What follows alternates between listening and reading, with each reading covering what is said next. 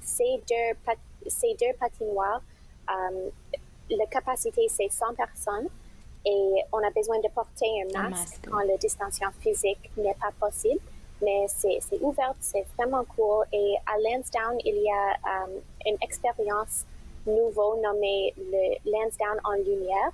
Le marché de Noël est annulé pour cette année. J'allais te poser la question, oui, ok. Oui, alors c'est annulé, mais ils ont utilisé les lumières et les installations pour faire quelque chose d'autre. Okay. C'est illuminé pendant le soir et on peut marcher, prendre les photos, mais c'est plus facile de faire la distanciation physique. Il y a moins de personnes et c'est ouvert tous les soirs. Et pour ceux qui ont envie de rester toujours dans le centre-ville, il y a aussi Rideau qui a une patinoire. Oui, ceci c'est un peu différent. La capacité c'est 20 personnes et on a besoin de réserver sur leur site web. C'est tout réservé pour le mois de décembre. Alors c'est vraiment populaire. Alors c'est une suggestion pour le mois de janvier.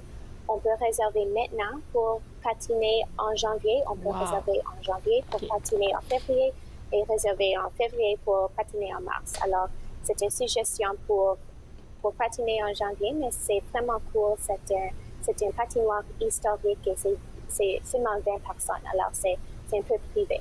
Puisqu'on a juste le site de Tourisme Ottawa qui va s'afficher bientôt là, est-ce que si on part sur le site web de Tourisme Ottawa, on peut avoir accès au site de Rideau Hall pour faire la réservation?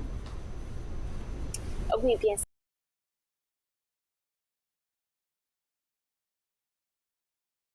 À leur personne de réservation, mais c'est tout sur le site web. Alors maintenant, on a fini avec le patinage. Julien, on va parler des événements de Noël, surtout pour ceux qui ne savent pas patiner comme moi. Là, il y a de belles lumières en fait dans la ville qui s'en viennent. Oui, c'est l'année des lumières. Oui. Il y a beaucoup de choses à faire avec les lumières des fêtes. Premièrement, on a les lumières de Noël au Canada. Ça, c'est les arbres, les bâtiments au centre-ville qui sont illuminés pour le temps des fêtes. Le rue Elgin, Wellington, Sussex. On a aussi une installation sur la colline du Parlement. C'est nommé Entre les rangs et c'est une installation lumineuse qu'on peut passer dedans. Dans les années passées, on avait une projection sur l'édifice du centre, mais cette année, on n'a pas de projection. On a une installation des lumières. Et on a aussi une émission spéciale le 17 décembre pour les lumières de Noël au Canada. Okay. C'est une présentation pour les lumières dans chaque capitale des provinces, mais Ottawa, comme la capitale du Canada, aurait un espace spécial. Et il y a beaucoup d'invités, beaucoup de performances. Ça serait vraiment cool. 17 décembre, c'est une date à noter. Il y a aussi l'Arbre de l'Espoir qui va se passer du côté du Château Laurier. C'est quoi comme activité, ça? Oui, c'est plutôt une compétition de décoration pour les arbres de Noël. Cette année, c'est virtuel pour plus de personnes. On peut voir les arbres en personne dans le foyer du Château Laurier. Si on est un client de l'hôtel ou si on mange au Wilfred ou Zoé, les restaurants au Château Laurier. Mais pour tous les autres, on peut voir les arbres sur le site web. Tout ça, c'est pour lever les fonds pour CHEO, l'hôpital pour les enfants. Alors, on peut aller sur le site web, voter pour les arbres préférés. Tourisme Ottawa a un arbre, alors peut-être voter pour Tourisme Ottawa. Il y a aussi un petit chasse-trésor. Chaque arbre a un petit Rudolph pour trouver, alors ça c'est fun aussi. Alors, il va nous rester peu de temps, mais j'aimerais qu'on parle au moins de 2 villages de Noël. Le premier, ça serait le village d'antan aux 1000 lumières au musée village du patrimoine de Cumberland. Oui, ceci c'est vraiment cool. C'est pour conduire dedans. Okay. Alors, il y a beaucoup de lumière sur les petites maisons et les édifices et choses comme ça. Et on reste dans l'auto pour passer sur un chemin de quelques kilomètres et voir toutes les lumières. Fait qu'on ne descend pas de la voiture, on reste dans la voiture, mais on peut avoir accès. C'est à tout moment de la journée qu'on peut y aller? C'est plutôt pendant les soirs et on a besoin d'acheter les billets en avance. Alors, c'est pendant les soirs. À la ferme aussi, Sanders, il y a toujours des activités. Je vois qu'il y a un Noël champêtre là-bas.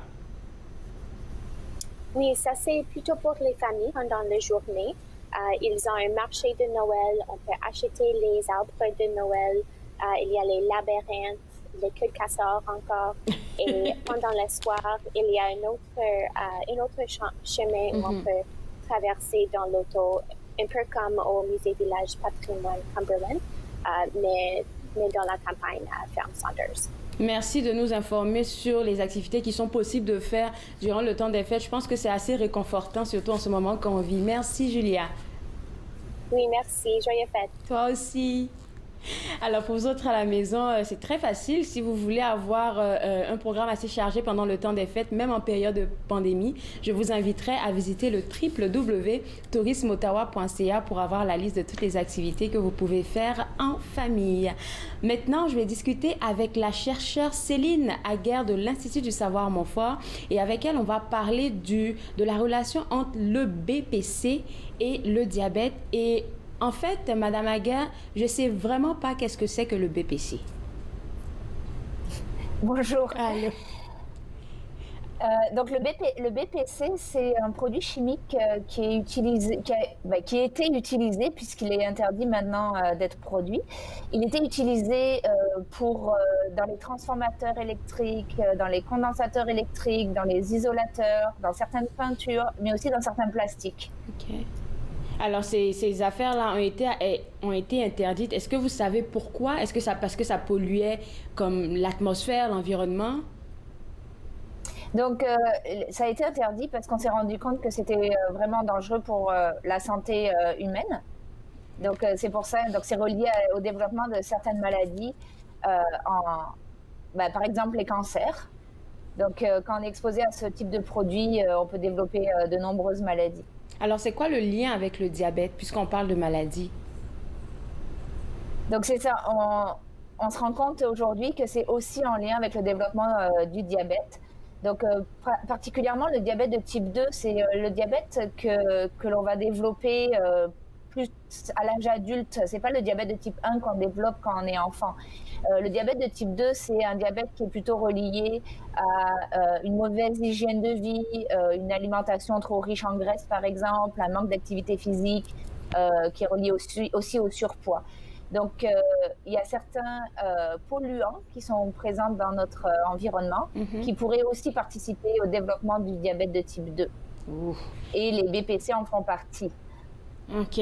Là, maintenant, je sais qu'avec d'autres chercheurs de vos collègues, vous avez travaillé sur cette relation-là. Et pourquoi vous avez été intéressé déjà à travailler sur ça? Et qu'est-ce que vous avez fini par trouver? Donc, on a étudié donc si un de ces BPC pouvait induire le diabète dans un modèle de rail. Et puis, on a regardé ça aussi plus qu'est-ce qui se passe au niveau des cellules, au niveau plutôt mécanistique.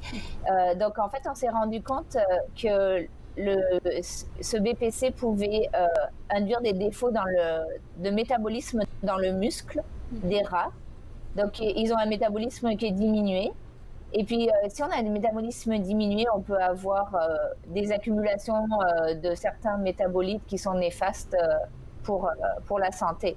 Puis, on s'est demandé, est-ce que c'est à cause que le BPC altère le muscle directement ou est-ce que c'est parce qu'il y a une communication avec d'autres organes dans l'organisme qui font que le BPC altère le fonctionnement d'un autre organe qui, par sa communication avec le muscle, altère le fonctionnement du muscle. Puis, effectivement, le BPC, il s'accumule dans les gras. Dans les gras. Donc, c'est un produit qui s'accumule dans les gras. Et c'est pour ça qu'on y est encore exposé aujourd'hui, parce qu'il va s'accumuler dans les gras des poissons, par exemple. Donc, c'est un produit chimique qui reste très longtemps dans l'environnement. Il se dégrade très lentement.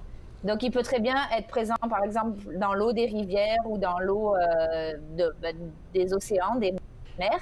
Puis, ils sont exposés à ces produits, donc ça s'accumule dans leur graisse. Puis, au final, les petits poissons sont mangés par des plus gros poissons, puis par des plus gros poissons. Puis, qui c'est qui mange les gros poissons? C'est nous, les humains. On est au bout de la chaîne. Donc, ce qui se passe, c'est qu'on appelle ça la bioaccumulation. Plus on monte dans la chaîne alimentaire, plus l'accumulation des polluants est importante. Puis là, les gros poissons, qui c'est qui les mange? C'est les humains. Donc, nous, on est exposés à des plus grosses quantités de polluants. Puis, ils vont s'accumuler dans nos graisses à nous après. Oui. Là, et donc, c'est ça. J'ai juste une question parce que quand vous avez commencé à parler des BPC, vous avez dit 7 sortes de BPC. Donc, il y en a plusieurs sortes. Oui, il y en a plusieurs sortes. Puis, on a étudié celle qui est censée être la plus dangereuse. Je pense qu'on a voulu, avoir le plus de chances de trouver un effet, en fait.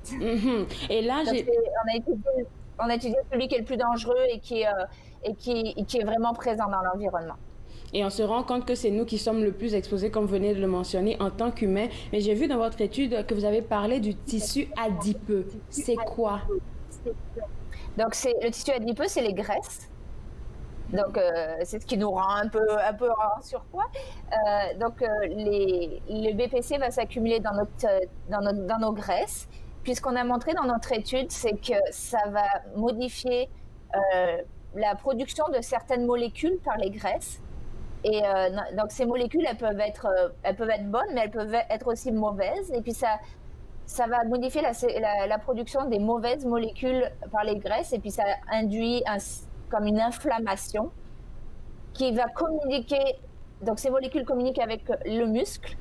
Et puis, elles vont altérer l'utilisation des sucres par le muscle. Donc, on sait que le diabète, c'est un problème de sucre. On n'utilise pas assez bien le sucre par les muscles. Puis, vous imaginez, le muscle, c'est un des plus gros organes qu'on a dans notre corps, puisque on est composé principalement de muscles. Donc, si tous les muscles ont des problèmes d'utilisation des sucres, on va avoir une augmentation des sucres dans la circulation sanguine, puis c'est ça qui mène au diabète. Et là, maintenant, puisque vous l'avez dit plus de 2 fois, c'est nous qui sommes les plus exposés parce que ça se retrouve un peu partout dans qu'est-ce qu'on a l'habitude de manger. J'ai même vu dans votre étude que ça se trouve dans les produits laitiers aussi. Oui, donc tous les produits animaux qui sont gras. Donc, ça peut être les produits laitiers, ça peut être les graisses, comme n'importe quelle graisse animale, et les poissons, des produits comme ça. Ouf, combien de temps vous pensez que... Parce que c'est des affaires qu'on mange tous les jours. Là, même encore ce matin, j'ai pris un produit laitier. Donc, je me demande combien de temps ça prend pour que ce soit assez grave dans le corps d'un humain. Ce qu'il faut savoir, c'est sûr qu'au fur et à mesure qu'on grandit, qu'on évolue, on va être de plus en plus exposé à ces polluants puisqu'ils s'accumulent. Donc, ils vont rester et s'accumuler dans nos graisses. Mais il faut aussi savoir que les enfants et les bébés sont plus à risque parce qu'ils sont plus petits. Donc, les concentrations de polluants sont plus importantes dans un petit enfant comparé à un adulte. Il faut quand même être assez rassuré que moins on mange de produits qui proviennent des produits sauvages, on va dire, moins on est exposé à ces polluants. Parce que comme on les produit plus au Canada, les animaux des fermes ne devraient pas être exposés aux polluants, par exemple. Ou en tout cas moins exposés que des animaux qu'on retrouve vraiment dans la nature et qui sont exposés à des choses qui sont restées dans la nature. Ouais, donc quelque part, là, comme vous l'avez mentionné, oui, les animaux sont peut-être pas super exposés, mais on peut retrouver du BPC dans qu'est-ce qu'on a l'habitude de mettre dans notre corps. Et en ce moment-là, vous pensez que, je ne sais pas, en tout cas les paliers de gouvernement, quel genre de réglementation ils devraient avoir pour nous préserver un tout petit peu? Pour les BPC, c'est déjà réglementé en fait. Ils sont interdits d'utilisation au Canada depuis les années 1970, donc ça fait quand même longtemps. Mais comme je vous l'ai dit, comme ils se dégradent lentement dans l'environnement, on y est encore exposé malheureusement. Puis ça, c'est vraiment difficile parce que on peut pas vraiment contrôler ça. On pourrait pas comme dépolluer comme du BPC. Mais en tant que chercheur, vous aurez des conseils pour nous autres, peut-être? Des petits conseils? Donc, c'est toujours, bien sûr. Donc, moi, je vous conseille d'éviter de manger trop d'aliments qui proviennent, qui sont vraiment des aliments, des animaux sauvages, on va dire, parce que c'est eux qui sont le plus exposés à ces polluants. Et ensuite, le mieux, c'est toujours de varier son alimentation parce que on s'entend que si on est exposé une fois parce qu'on a mangé du saumon, qui contenaient du BPC, c'est pas grave. Le problème, c'est si on mange du saumon tous les jours et que là, ça s'accumule dans notre corps. Donc, en variant au plus possible notre alimentation, on évite d'être exposé toujours à la même chose. Et du coup, ça limite notre exposition, évidemment. Est-ce qu'en 15 secondes, vous pouvez me dire si on les retrouve aussi le BPC dans les fruits et légumes? Ben, les fruits et légumes ne possèdent pas beaucoup de graisse, donc il devrait y avoir très peu de BPC dans le fruit et légumes. Je commence à avoir peur, donc je demande tout en même temps. Ben, merci beaucoup pour votre... merci beaucoup pour votre étude parce que ça nous a beaucoup aidé de discuter de ça avec vous. Bonne journée. Merci, au revoir. Alors oui, on a eu une très belle discussion avec cette chercheure de l'Institut du Savoir Montfort. Je suis pas mal sûre que si vous voulez avoir plus d'informations, vous pouvez visiter le www.savoirmontfort.ca. Et j'aimerais vous rappeler que le nouveau numéro du droit famille est disponible en ligne. Donc vous pouvez l'avoir de manière vraiment virtuelle au www.ledroit.com. Il y a de très beaux sujets qui sont à l'intérieur qui seront vous intéresser. Moi, je me suis fait le plaisir de passer cette demi-heure avec vous. Demain, on sera de retour à partir de 11h et avec vous, on va parler d'une très belle exposition qui a été ouverte dernièrement au Musée canadien de la guerre et de plein d'autres sujets vraiment très intéressants. On se voit demain à 11h. Soyez des nôtres. Au revoir. Faites-nous part de vos commentaires en composant le 613-521-2323 par courriel sur Facebook et Twitter.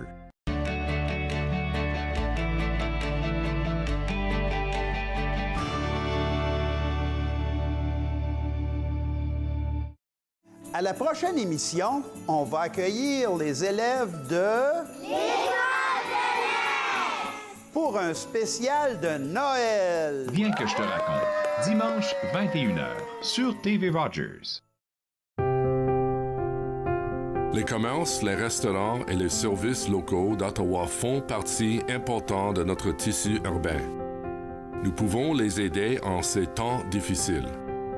Commandez chez eux en ligne, acheter des chèques cadeaux à utiliser plus tard, commander des repas à emporter ou à livrer, démontrer votre soutien sur les réseaux sociaux. S'il vous plaît, faites-le.